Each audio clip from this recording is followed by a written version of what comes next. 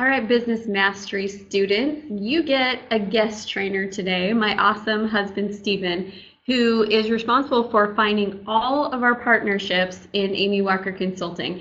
So he finds our joint venture partners, he finds our radio show guests, he finds all of our experts for our expert summits.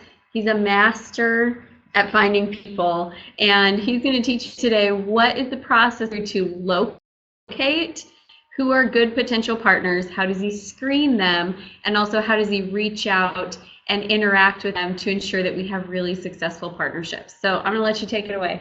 Okay, awesome. Well, thank you, Amy. Flattery will always get you somewhere with me, I always say. Okay, right now we are looking at LinkedIn, and I kind of use a combination of LinkedIn, Facebook, and Twitter when I am trying to research potential partners for some of our events. And perhaps we could just look at LinkedIn. This is just the main homepage, and this is what every user would see, whether you are using a free service or a paid service. And so first I'm going to show you a couple features that you can use which are free to everybody, and then I will show you a couple things that options in LinkedIn that you can use that are for paid services. And then we'll try to apply them to Facebook and Twitter as we research some of our partners. So let's say not long ago we did an event on leadership. We needed a lot of new leadership expert partners to work with because we didn't have a lot that were currently in our funnel. So you could come on here on the LinkedIn and just type in the word leadership. And you'll notice that when you do that, that it shows you can click people with leadership skills or groups with leadership skills.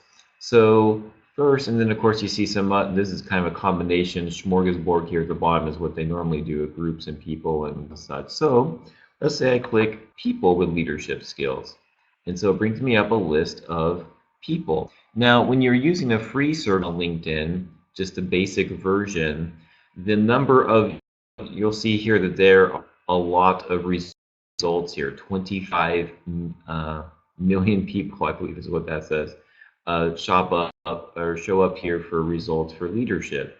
Now, on the we actually use a paid, but if you're using a free service, it's probably going to be about 10% of that number that will show the results.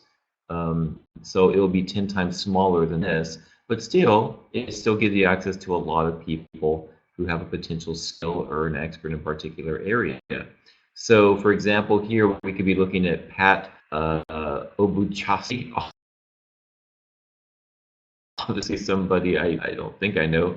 And so we can see here that she's executive, leadership, team developer, and coach, professional speaker, and a lot of other things because she's in San Francisco. And okay, great. So let's just click her and see what we have. And you'll notice here that there's a lot of different things on here, and I'm not going to take you through everything that you can see on somebody's profile. But one thing that I want to point out to you is that on a large majority of LinkedIn pro contact information, and so you can click that.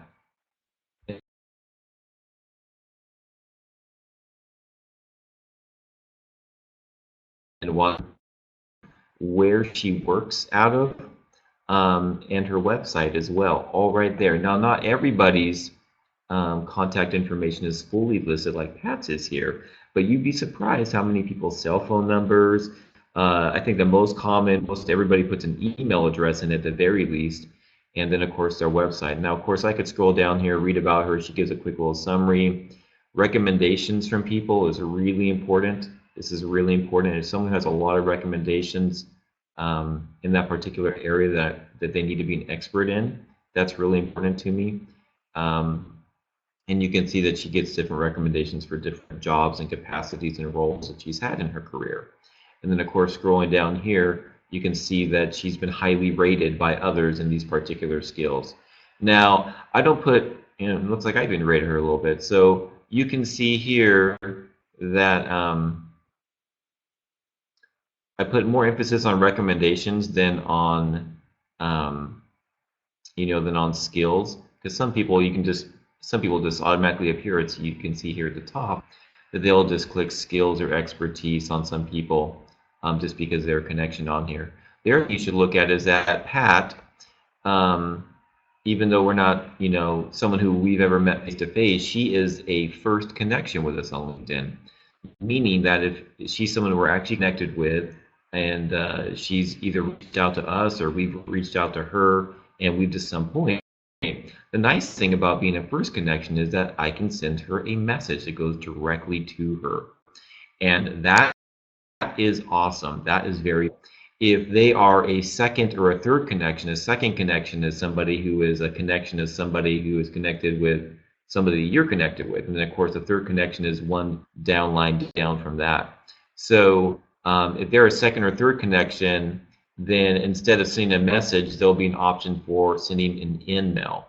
And that, of course, is something that comes with a paid service that we'll look at perhaps a little bit more closely. But you want to have as many first connections with people that you care about on LinkedIn. It just makes it easier to navigate. With first connection with Pat, I could either send her one of those emails, even if it's through a paid service, and you only get so many a month. We actually get 45 a month. But I could just copy her name if I ever can't get access to her the way I need to on LinkedIn, and I could just look her up on Facebook and see what pops up. And we go. I think that's Pat. I'm not actually sure. I believe that is. Same eyes. Picture's a little bit different.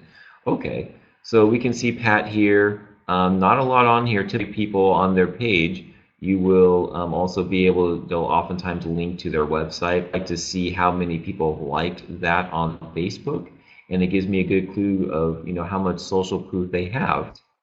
If I wanted to and I decided I wanted to reach out to her, I could just message her directly here. So if I'm ever not able because I'm not directly a first connection with her, or I'm out of email credits through my paid service, then I can still reach her. You'll find that almost all the reach outs I do are either through LinkedIn or Facebook. Facebook is just so personable, and we have a high rate of response when we reach out to people via Facebook. LinkedIn is also a nice option because I have found that when people are actually logged into Facebook or into LinkedIn, their minds are really on business. And so when you're sending them a business proposition, they're really zoned in on it and ready to have a discussion. And so we get really good responses both on LinkedIn and Facebook. Those are so it's either one of those mediums. However I find people, it always comes back to either me putting their name into Facebook or LinkedIn to see how I can find them. And so one other thing you can do that's really helpful is you're looking for people. If I type leadership again, you'll notice that there are groups about leadership. And so you can see this is let's see, we're members of the leadership intelligence group, and there's some that we aren't members of as well. So if you want to have access to people and you want to be connected with lots of people on LinkedIn, it's very wise to consider joining a group in that area that matters to you. So in this case, it would be leadership. Why join the group? One, you can actually obviously interact with different members that are on there, and there's a large number of members on here. And you can post, and you can like, and you can comment. And the neat thing is that you can see all the different members on here. Okay, and if there's one of these members that you're not connected with, you can just shoot them a message and say, hey, so-and-so, Dr. Judith Wright. You can see that's where you send them a message to say, hi, I see that we share the same membership of this particular leadership group on LinkedIn, and I'd love to get to know you better, since we have similar interests, or something along those lines. You can write it better than me. And that kind of is your in for being able to connect with them. So groups is a great way to leverage a relationship with somebody so that they will be more inclined to connect with you. And that's a very smart way of doing it. If you just go about LinkedIn and just connecting with a whole bunch of random people, you can actually be reported on LinkedIn because you're only supposed to connect with people that you have some kind of relationship on some level, or they've invited you to connect with them first. So the smart way to connect with people that you may not know is to become a member with them in the group first, and then send them a reach out and reference that you're members of the same group. They're not going to report to you if you're a member of the same group and that you're just wanting to get to know them better because you have mutual interests. So that's a smart way of doing that. We've learned that the hard way, so that's a good way to go.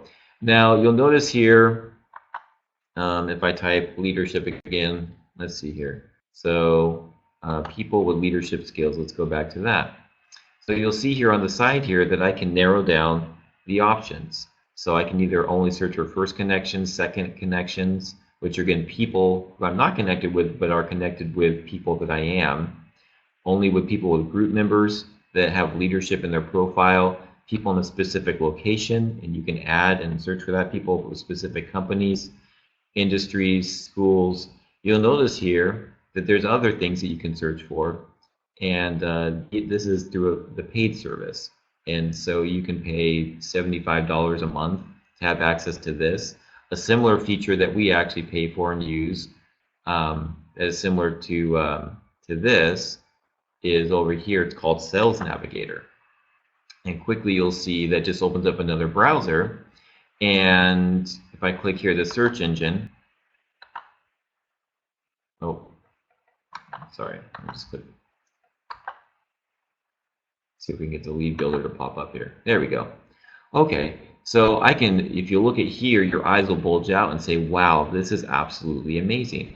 I can type in specific companies, keywords, locations, titles, how large of a company if I want, if you're a small business owner, or let's say you're a mompreneur.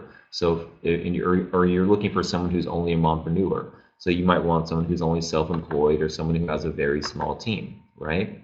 And that might be your ideal candidate person to work with.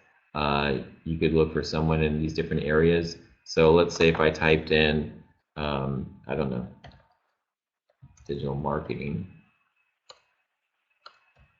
and I want them to have a small team, and I want them to be an owner, which means they would be a decision maker. And it shows that there's 43,000. I see how the results update is you're clicking more and more things, and I could click more things as we go, but there's 43,000 results there. So then I click search, and it brings up a list of all those people. So it's just a really nice refined way. So we pay the money for that, and it just helps me to access people that much more quickly. So you can see that Vicki Etherington is a second connection. So she is not directly connected with us, but she's a friend of a friend basically. So I can send her email, and I get so many, again, through the paid service. I think we get 45 a month. We can view it, we can connect. If I didn't feel like I had a way to connect with her, again, what would I do? I would copy her and I would paste into Facebook, and I would find her that way, and then I could send her a message in there. So there's lots of really good free options of connecting with people. You don't have to use paid services. They are helpful and they can be very useful, and you can really fine tune your searching, but you don't have to. One other thing I wanted to show you was on Twitter. Use this a lot as well for searching for people. So if I typed leadership, for example, in here, hashtag leadership. So let's see who's talking about leadership.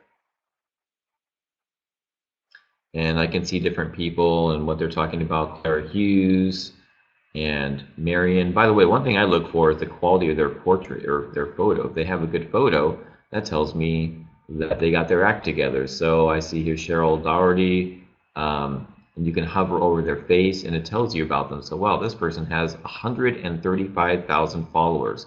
That is a lot of followers. That gets my interest. That tells me this person has some kind of reach.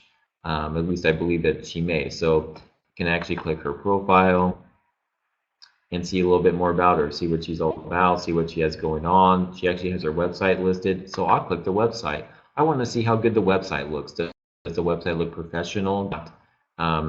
You know, normally on here you can get their contact information as well. So, but I will warn you about one thing on here. So you'll see here when you click contact, sometimes they'll list an email.